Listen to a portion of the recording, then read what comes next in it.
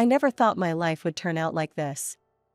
My name's Rita, and this is my story. I was born to farmers, good people who taught me the value of hard work from the day I could walk. Our days started before dawn, tending to the animals and crops. Life was simple back then. I'd go to school, come home, and help around the farm. Weekends were for family time and catching up on chores. I didn't know any different, and I didn't want to. But things changed when I graduated high school. My parents, bless their hearts, wanted more for me than a life on the farm. "Rita, we've been talking," Dad said one evening as we sat around the dinner table. "Your mom and I think you should go to college." And just like that, my world expanded. I packed my bags and moved to the city, a place so different from everything I'd known that it might as well have been another planet. College was an experience. The classes were interesting enough, but it was the people that really opened my eyes. Kids from all walks of life, with dreams and ambitions I'd never even considered. And then there was Jack. I met him in my second year. He was charming, confident, and so different from the farm boys back home. Jack knew exactly what he wanted from life, or so I thought. "Life's too short to waste it working yourself to the bone," he'd say, lounging on the grass outside the library.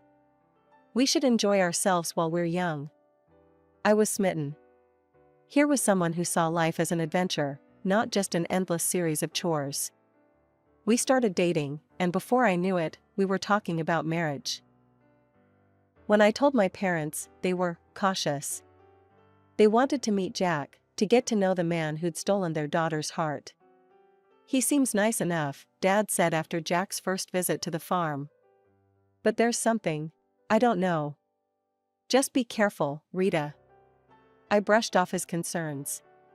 What did my old-fashioned father know about modern love? Jack was perfect, and we were going to have a perfect life together. My parents, bless them, paid for our wedding and even bought us an apartment in the city. "We want you to have a good start," Mom said, her eyes misty. "Thanks, Mom, Dad," I said, hugging them tight. "I promise I'll make you proud." As Jack and I stood at the altar, exchanging vows and rings, I thought my life was set. I had a husband who loved me, a good job in the city, and a bright future ahead. The first couple of years of our marriage were, well, I thought they were good. Jack and I both had jobs in the city, and we settled into a routine. But looking back, I can see the cracks that were forming even then. "Rita, do we have to go to your parents' farm this weekend?" Jack would whine every time I suggested a visit. "It smells like manure, and your dad always wants me to help with something." I'd sigh and try to reason with him. "They're my family, Jack. And they've done so much for us." "Fine," he'd grumble. "But I'm not shoveling any cow crap." I brushed it off as city boy squeamishness. After all, I'd grown up with those smells and chores. But now I wonder if I should have seen it as a red flag. 2 years into our marriage, I got pregnant. I was over the moon, and my parents were ecstatic. "A grandchild," Mom squealed over the phone. "Oh, Rita, we're so happy for you." Jack's reaction was less enthusiastic. "A kid? Already? I guess that's okay." I chalked it up to nerves. Surely he'd warm up to the idea of being a father. My parents, bless their hearts, continued to support us. They bought us a car, paid for vacations. I was grateful, but Jack seemed to take it all for granted. "Of course they're helping us," he'd say. "That's what parents do." When our son, Tommy, was born, I fell in love all over again. But Jack, well, he tried, I'll give him that. But fatherhood didn't come naturally to him. "Can't you keep that kid quiet?" he'd complain when Tommy cried at night. "Some of us have to work in the morning." I'd bite my tongue and remind myself that we were both adjusting to parenthood. Life went on. We visited the farm when we could, though Jack's reluctance grew with each trip. "Your dad asked me to help fix the tractor again," he'd grouse. "I'm not a mechanic, for Christ's sake." I'd watch my dad and Jack working together, oil-stained and sweaty. Dad would be patient, explaining each step, while Jack would grimace and fumble with the tools. Then, tragedy struck. Within a year, both my parents passed away. I was devastated. "They're gone, Jack," I sobbed into his shoulder. "I can't believe they're gone." He patted my back awkwardly. "It'll be okay. At least they left us the farm." His words jolted me. The farm. My family's legacy. And all Jack could think about was what we'd inherited? In the midst of my grief, Jack dropped a bombshell. "We should sell the farm," he said one night over dinner. "We could buy a big house in the city. Live like kings." I wanted to argue, to fight for my family's legacy. But I was tired, worn down by grief and the demands of motherhood. And wasn't a wife supposed to support her husband's decisions? "Okay," I said quietly. "If you think it's best." And just like that, with a few signatures on some papers, my family's history was sold off to the highest bidder. The money went into our joint account, and Jack was like a kid in a candy store. "We're set for life, Rita," he crowed. "No more slaving away at work. We can do whatever we want." I nodded and smiled, trying to ignore the hollow feeling in my chest. This was what Jack wanted, and I was his wife. I had to support him, right? Life after selling the farm was different. The money from the sale cushioned us nicely, I'll give Jack that. We didn't have to work as hard anymore. We both cut back to part-time hours, and for a while, it felt like we were living the dream. But as the years went by, I started noticing things. Jack, who'd never been a hard worker to begin with, seemed to lose all motivation. He'd quit jobs at the drop of a hat, always with some excuse. "That boss was a jerk," he'd say, or "they expected too much." "I'm not a slave, you know." I'd try to reason with him. "Jack, we can't live off the farm money forever. We need to think about our future." He'd wave me off. "Relax, Rita. We're set for life. Why work ourselves to death?" Meanwhile, our son Tommy was growing up fast. He graduated high school, then college, and before I knew it, he was working and living on his own. I was proud of him, but I missed having him around. Then one day, I was flipping through the newspaper when a name caught my eye. It was an article about a successful concrete production plant, owned by none other than Jack's uncle, Robert. "Jack," I called out, "did you see this article about your Uncle Robert?" Jack's face darkened. "I don't want to hear about that old tyrant," he snapped. I knew the story, or at least Jack's version of it. How his parents had died when he was young, leaving him in the care of his uncle. How Robert had been overbearing and controlling, trying to force Jack into the family business. He never listened to what I wanted, Jack had told me years ago. It was always about what he thought was best. So I left. Started my own life. Looking at Jack now, lounging in his robe at 2 in the afternoon, I couldn't help but wonder if there was more to the story. Maybe it's time to make peace?" I suggested gently. "It's been years, Jack. People change." Jack's reaction was explosive. "Make peace? With that control freak? No way in hell, Rita. Drop it." I let it go, but the incident left me unsettled. There was so much anger there, so much resentment. It made me wonder what else Jack was carrying around, what other parts of himself he was hiding. It was a quiet Sunday afternoon when I overheard Jack on the phone. His voice was curt, dismissive. "I am not interested in his life and it does not concern me," he said sharply before hanging up. My curiosity got the better of me. "Who was that, honey?" Jack's face was a mask of indifference. "Hospital. My uncle's sick. If he kicks the bucket, at least I'll finally get something out of him." I stared at him, shocked. "Jack, that's a terrible thing to say." "He raised you." "Yeah, and made my life hell," he snapped. "I'm not going to see him." End of story. As I watched Jack settle back into his armchair, remote in hand, something inside me snapped. This wasn't the man I married. This wasn't the person I thought I knew. Without a word to Jack, I went to our bedroom and called Tommy. "Hey, sweetie," I said when he picked up. "How would you feel about meeting your great uncle?" Tommy was surprised, but agreed readily. An hour later, we were walking into the hospital, my heart pounding. The ICU was a maze of beeping machines and hushed voices. And there, in a bed surrounded by monitors, lay Jack's uncle Robert. He looked small and frail, nothing like the tyrannical figure Jack had described. When we introduced ourselves, his eyes filled with tears. "Rita, Tommy," he said, his voice weak but warm. "Oh, I've wanted to meet you for so long." Over the next hour, Robert told us his side of the story. How he'd taken Jack in after his parents died, raised him as his own. "I loved that boy," Robert said, his voice cracking. "I wanted him to have everything. To carry on the family business, to have a good life. But Jack, it seemed, had other ideas. He said he didn't want the responsibility," Robert continued. "Said he didn't want to work hard like I did, staying up nights worrying about the business." I felt a sinking feeling in my stomach as Robert's words painted a picture I recognized all too well. "Jack demanded I sell the business," Robert said, shaking his head. "Wanted me to set him up with a monthly allowance, an apartment, a car. Said I owed him a carefree life." I glanced at Tommy, seeing my own shock mirrored in his face.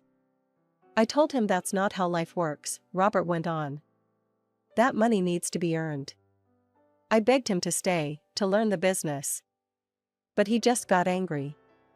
Said he'd find a rich wife and never have to work a day in his life." As I sat there in Uncle Robert's hospital room, memories from the past decade started flooding back. Like pieces of a puzzle finally falling into place, I saw our life together in a new, harsh light. Jack had never held a job for long. He always chose part-time work, called in sick often, took countless days off. I'd attributed it to stress, to him being a free spirit. But now I saw the truth. "Life is for pleasure, Rita," he'd always say. "Why kill ourselves working?" I felt sick to my stomach as realization dawned. Jack hadn't married me for love. He'd married me for my family's money, for the comfortable life he thought I could provide. I was just a means to an end, the rich bride he'd promised his uncle he'd find. Tears welled up in my eyes as the weight of this truth settled on me. Our whole life together, our marriage, our family, it was all built on a lie. Uncle Robert's voice pulled me from my thoughts. "I'm so sorry," he said, his voice weak. "I won't be able to leave anything to you or Tommy. I wanted to, but..." "It's okay," I said, squeezing his hand. "We don't need anything." "I had plans," Robert continued, growing agitated. "A new project. It would have changed everything. But I ran out of time." Suddenly, Robert's face contorted in pain. The machines around him started beeping urgently. "You need to leave," a nurse said, rushing in. "Now." A few days later, the call came. Uncle Robert had passed away. When I told Jack, his reaction made my blood run cold. "Finally," he exclaimed, a grin spreading across his face. "Took the old bastard long enough." I stared at him, disgusted. "Jack, he was your uncle. He raised you." He waved dismissively. Yeah. So, when's the funeral? Do we need to go to that?" In the end, Jack didn't attend. Tommy and I organized the funeral ourselves, a small, dignified affair that I hoped would have made Uncle Robert proud. While I was grieving for a man I'd barely known, my husband was at home, gleefully calculating his newfound wealth. "The factory's got to be worth at least 10 million, I heard him saying on the phone when I got home. Can you believe it? I'm rich."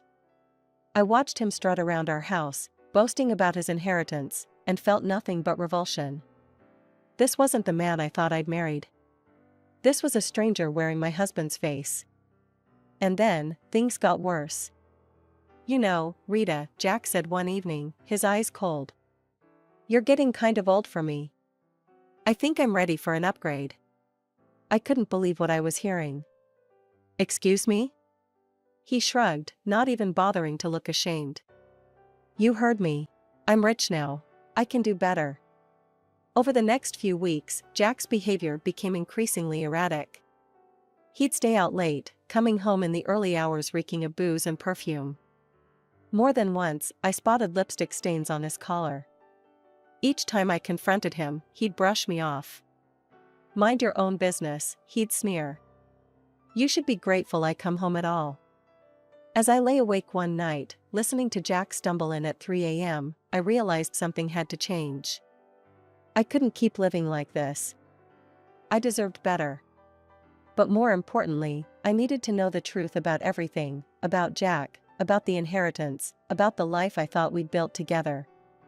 One morning, after another night of Jack stumbling in at dawn, I'd had enough. Where were you? I demanded, my voice shaking with anger and hurt. Jack sneered, his bloodshot eyes narrowing. None of your damn business, Rita. You should be grateful I come back at all. I recoiled as if I'd been slapped. Grateful? Is that what you think our marriage is? He ignored my question, instead fixing me with a calculating look. Say, how much is left from your parents' inheritance? We must have some savings, right? The sudden change of topic threw me off guard. What, Jack, we've spent it all. The accounts are empty. His face twisted into an ugly mask of disgust. Empty? You've got to be kidding me. He paced the room, muttering to himself. Then he turned back to me, his eyes cold. Well, I guess that's it then. I'm done here, done with you. Before I could respond, the front door opened. Tommy walked in, his eyes widening as he took in the scene. Jack's demeanor changed instantly. He plastered on a fake smile and approached our son. Tommy, my boy. Just the person I wanted to see. I need you to sign something for me. He produced a document from his pocket, thrusting it at Tommy. It's just a formality. You're renouncing any claim to Uncle Robert's estate. Since there's no will, it all comes to me anyway. Tommy glanced at me, confusion clear on his face. But after my nod, he took the paper and signed it without hesitation. Jack's grin was triumphant as he snatched back the document. Then, as if a switch had been flipped, he turned back to me, all pretense gone. I want a divorce, he announced, his voice cold and flat. I never loved you, Rita. I just tolerated you for your parents' money. But now I'm rich. I don't need you anymore. The words hit me like physical blows. Even though I'd suspected, hearing it laid out so brutally. I'm moving to Uncle Robert's house, Jack continued, already pulling out a suitcase. Don't try to contact me. It's over. And just like that, he was gone. 30 years of marriage, packed away in a suitcase, and walked out the door. I stood there, frozen, trying to process what had just happened. It felt surreal, like a bad dream I couldn't wake up from. Mom? Tommy's voice was soft, concerned. Mom, are you okay? I turned to my son, my rock, and felt the dam break. Tears streamed down my face as Tommy wrapped his arms around me. It's okay, Mom, he murmured, holding me tight. We'll get through this. You're strong. You'll be okay. As I clung to my son, sobbing into his shoulder, a small part of me marveled at the man he'd become. Kind, compassionate, everything his father wasn't. And I realized something. You're the best thing he ever did, I whispered to Tommy. The only good thing to come out of this marriage. Tommy squeezed me tighter, and in that moment, I knew that no matter what happened next, I wasn't alone. I had my son, and together, we'd face whatever came our way. The weeks following Jack's departure were a blur of pain and disbelief. I tried to keep my head high, to focus on moving forward, but it wasn't easy. Especially when Jack seemed determined to flaunt his new life in my face. It started with the Facebook posts. Pictures of Uncle Robert's mansion, now Jack's new home, flooded his timeline. I tried to ignore it, to focus on healing, but then the photos changed. A young woman started appearing in them. Blonde, beautiful, barely older than our son. In one photo, Jack had his arm around her, both of them grinning at the camera. The caption made my stomach churn. Meet my fiancé, Candy. Upgrade complete. The call started almost immediately.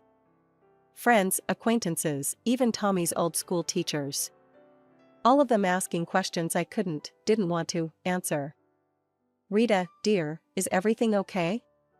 We saw Jack's posts, what's going on? Are you and Jack really?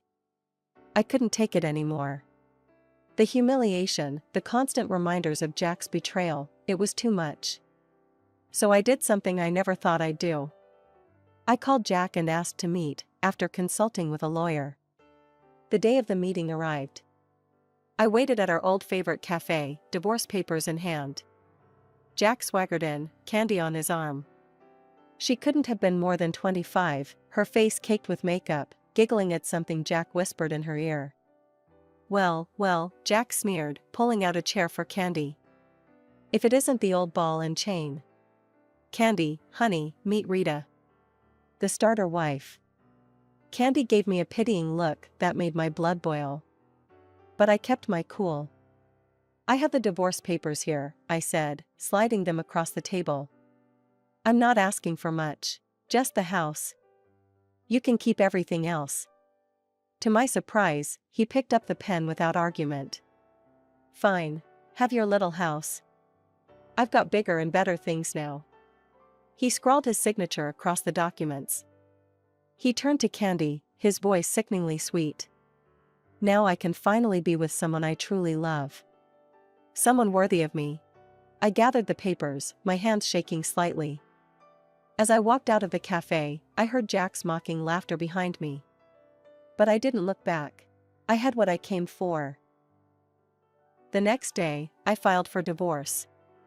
As I handed over the papers to the court clerk, I felt a weight lift off my shoulders. For the first time in months, I felt like I could breathe again. Life has a funny way of serving up justice when you least expect it. For me, it came in the form of a headline splashed across the local newspaper. Local business tycoon's empire crumbles, nephew left with massive debt. It turned out that Uncle Robert had taken out an enormous loan just before his death, hoping to expand the business. He'd mentioned something about a new project during our hospital visit, but Tommy and I hadn't understood the implications at the time. Now it all made sense. I watched from afar as Jack's new life crumbled around him. He sold the factory, the mansion, the cars, everything. And still, he was left owing nearly $1 million. The cherry on top? His young bride, Candy, packed her bags and left the moment she realized Jack wasn't the wealthy catch she'd thought he was. I'd be lying if I said I didn't feel a twinge of satisfaction. Karma, it seemed, had finally caught up with Jack. Then, one rainy evening, there was a knock at my door. I opened it to find Jack standing there, looking nothing like the smug, wealthy man who'd walked out on me months ago. He was disheveled, his eyes red-rimmed and desperate. Rita, he said, his voice cracking. I've been such a fool. I see that now. Please, can we talk? Against my better judgment, I let him in. For the next hour, I listened as Jack poured out his heart. He told me how he'd lost everything, how he'd realized what truly mattered in life. I was wrong, Rita, he said, his eyes pleading. So wrong. But I see now that you were the only one who ever truly cared for me. The only one I've ever really loved. Then, to my utter disbelief, Jack got down on one knee, producing a small velvet box. Rita, please. Give me another chance. Marry me again. Together, we can overcome anything. For a moment, I was speechless. Then, I did something that surprised even me. I laughed. It started as a small chuckle and grew into full-blown, tears streaming down my face laughter. Jack's face fell. What's so funny? When I finally caught my breath, I looked him straight in the eye. Oh, Jack. Did you really think it would be that easy? That you could treat me like garbage, throw me away, and then come crawling back when things got tough? His expression darkened. Now listen here, he snarled, jumping to his feet. This is my house too. I have rights. I calmly walked to the drawer where I kept our divorce papers, pulling them out and showing him his own signature. No, Jack. You don't. You signed away any claim to this house. It's mine. Now get out, or I'll call the cops. For a moment, I thought he might try to argue further. But something in my expression must have told him I meant business. Without another word, he turned and stormed out, slamming the door behind him. As soon as he was gone, I called Tommy and told him everything. My wonderful son was supportive as always. You did the right thing, Mom, he said. I'm proud of you. Those words meant more to me than he could ever know. In the weeks that followed, I made some big decisions. The house, with all its memories both good and bad, felt too big for just me. So I sold it, using the money to buy a cozy apartment in a vibrant neighborhood I'd always loved. At 60, I'm finding that life is just beginning. I've started traveling, seeing all the places Jack always promised we'd visit but never did. I've taken up painting, joined a book club, even tried my hand at salsa dancing. Every now and then, I catch a glimpse of Jack around town. He looks older now, worn down by his mistakes and misfortunes. Life didn't turn out the way I expected. But you know what? I wouldn't have it any other way. Because now, for the first time in a long time, I'm truly, completely, happily me.